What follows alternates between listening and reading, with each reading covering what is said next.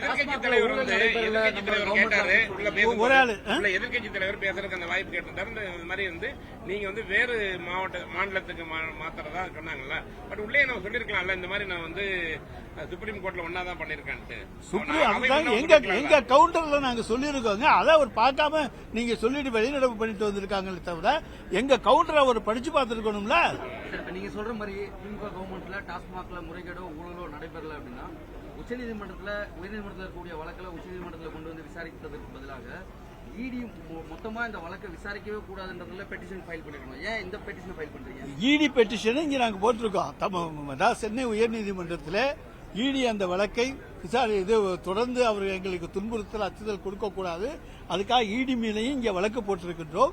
அடுத்து ஒரு விசாரணை என்று வருகிற பொழுது உச்சநீதிமன்றம் என்றால் இறுதி தீர்ப்பாக முடிந்துவிடும்.